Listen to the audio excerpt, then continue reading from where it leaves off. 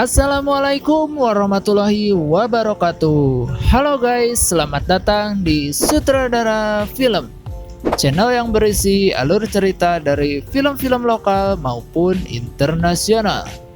Seperti pada video kali ini, Sutradara Film akan membahas sebuah film bergenre komedi fiksi ilmiah yang dirilis pada tahun 2021. Dan inilah cerita. Diawali dengan memperkenalkan seorang mahasiswi calon ahli astronomi bernama Kate Dibiasky. Kate yang kebetulan sedang mengamati bintang-bintang di angkasa, tak sengaja menemukan satu momen langka, yaitu sebuah komet yang melaju sangat kencang dan berada cukup dekat dengan tata surya kita. Kate pun langsung menunjukkan penemuan komet tersebut kepada dosennya, yaitu Profesor Mindy.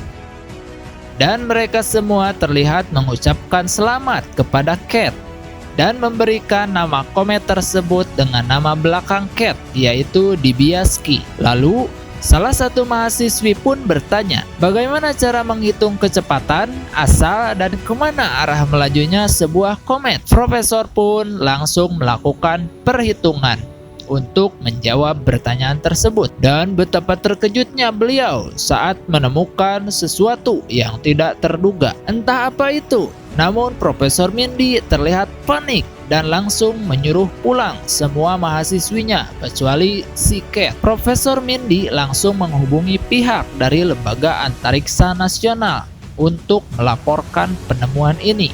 Dan kemudian pihak dari LAPAN pun langsung menghubungi Dr. Teddy yang merupakan kepala pemerintahan Amerika Serikat untuk melaporkan situasi darurat. Dan alasan kenapa Profesor Mindy sangat panik adalah karena komet yang ditemukan Kate ini melaju dalam kecepatan tinggi dan diperkirakan akan menabrak bumi dalam waktu 6 bulan 14 hari. Kate dan Profesor Mindy langsung dipanggil untuk menemui Presiden Amerika Serikat di Gedung Putih, yang cukup membuat keduanya deg-degan karena mereka harus melaporkan informasi darurat ini sekaligus harus bertemu langsung dengan presiden untuk yang pertama kalinya. Tiba di sana, Kate dan Profesor Mindy langsung disambut oleh Pak Teddy yang merupakan kepala pertahanan, berikut dengan seorang jenderal yang juga akan ikut pertemuan ini. Namun setelah beberapa jam menunggu, Presiden Amerika Serikat yang kebetulan adalah seorang perempuan pun nampaknya sedang sibuk mengurusi pemilu selanjutnya, sehingga Kate dan yang lain harus kembali menunggu sampai urusan presiden selesai. Malam pun tiba, namun Ibu Presiden belum juga menemui mereka. Sepertinya memang sangat sibuk sekali hari ini. Pak Jenderal yang kebetulan ada rapat di tempat lain pun izin pulang duluan dan memohon maaf tidak bisa menemani mereka dalam pertemuan ini. Tak lama, Kepala Staf White House pun memberitahu bahwa Ibu Presiden sudah terlalu lelah hari ini, sehingga mereka disuruh untuk menginap di hotel dan kembali esok harinya. Di hotel, Kate sendiri terlihat sedang menelpon kekasihnya untuk memberitahunya bahwa dia berada di Washington DC untuk beberapa hari. Begitu juga dengan Profesor Mindy yang memberitahu istri dan kedua anaknya untuk bersabar karena ini menyangkut keselamatan semua manusia. Esok hari pun tiba, Kate dan Profesor Mindy langsung menjelaskan tentang situasi darurat yang sedang terjadi, bahwa ada sebuah komet sebesar 100 kali lipat lapangan sepak bola akan menabrak bumi sekitar 6 bulan lagi.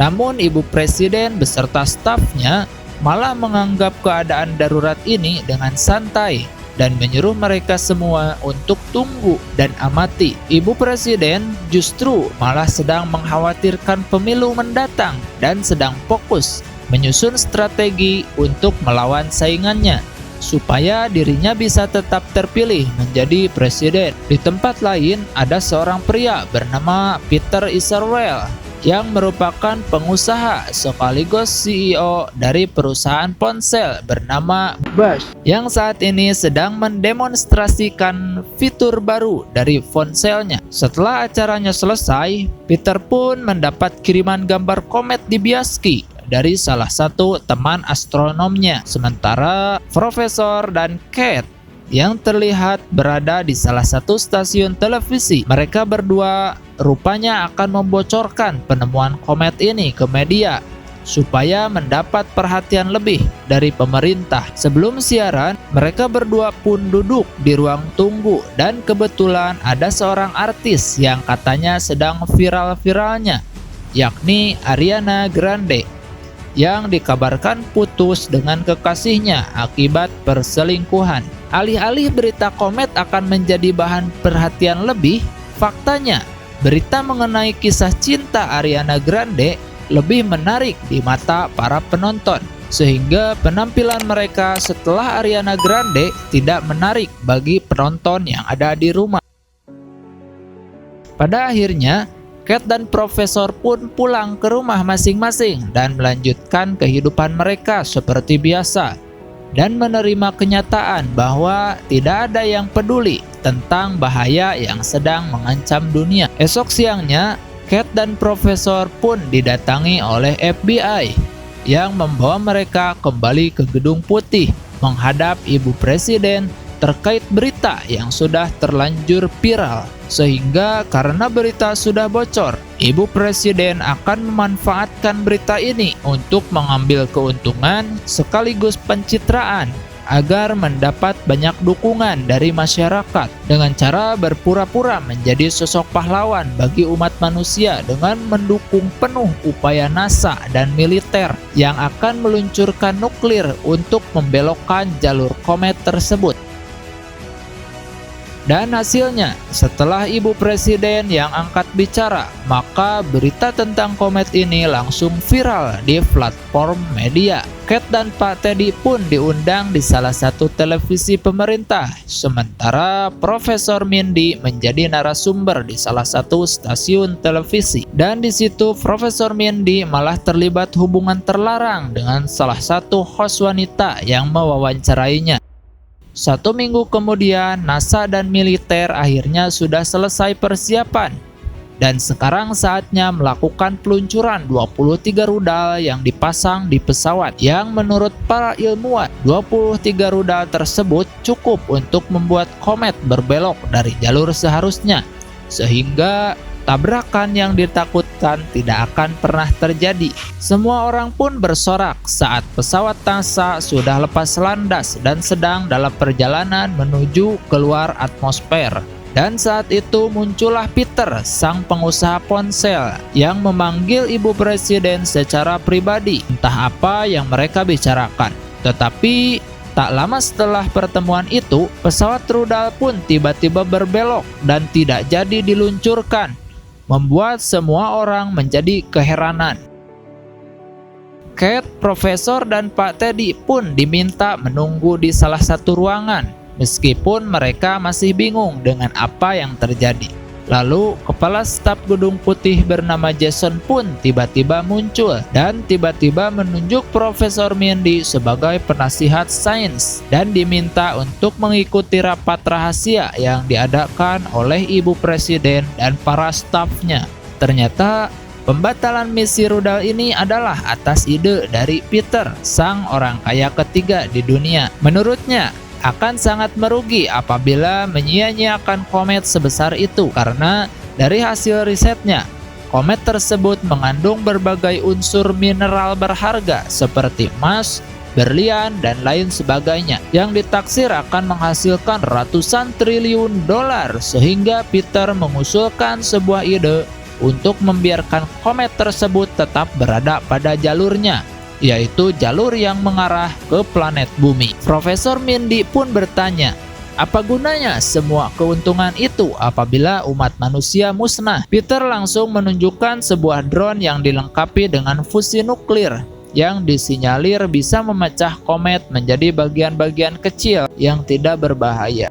membiarkan batuan komet kecil-kecil tersebut mendarat di planet bumi, sehingga keuntungan yang didapatkan dari hal itu diyakini bisa mengurangi kemiskinan di seluruh dunia, meningkatkan perekonomian negara, dan paling terpenting meningkatkan saham perusahaan ponselnya, dan menjadikan nama ibu presiden dikenang sebagai pahlawan penyelamat dunia. Selesai rapat, Profesor langsung menemui Kate dan Pak Teddy untuk menceritakan hasil rapat tadi siang, yang intinya ide Peter tentang mengambil keuntungan dari komet tersebut adalah sebuah ide yang berisiko tinggi, karena mereka akan membiarkan kometnya berada cukup dekat dengan bumi, sehingga apabila ide tersebut gagal, maka manusia dipastikan akan binasa, dan nasib planet bumi saat ini bergantung pada idenya Peter dan keputusan ibu presiden yang ingin dianggap sebagai pahlawan. Mendengar hal itu, Kate yang kesal pun memberitahu semua orang di kafe tentang komet tersebut yang mengandung banyak emas, berlian, dan unsur berharga lainnya.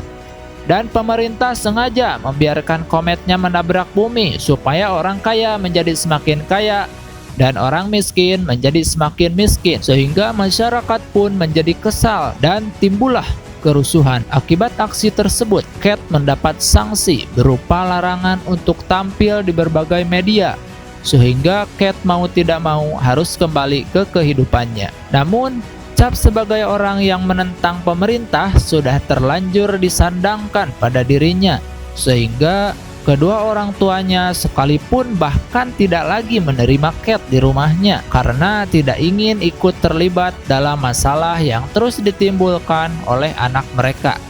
Profesor Mindy yang kini sudah menjadi seorang penasehat ilmiah kepresidenan pun nampaknya mengalami semacam lupa diri, dan dia masih tetap melanjutkan hubungan terlarangnya dengan si host berita TV, yang aksi perselingkuhannya itu pun akhirnya terbongkar setelah sang istri mendatangi apartemen tempat menginap dan berakhirlah rumah tangga mereka berdua.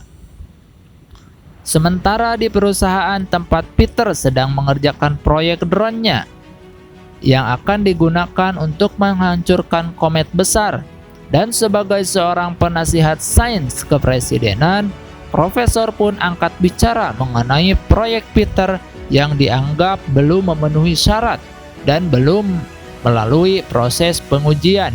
Namun Peter yang merasa jenius, pintar, kaya, dan sukses dalam beberapa bidang pun nampaknya keras kepala dan tidak mempedulikan Profesor, dengan meyakini bahwa drone ciptaannya sudah 100% sempurna dan akan berhasil meledakkan kometnya tepat waktu. Profesor pun dipecat dari jabatannya sebagai penasihat karena dianggap penentang keputusan presiden, yang tepat pada malam Jumat 2 bulan sebelum tabrakan.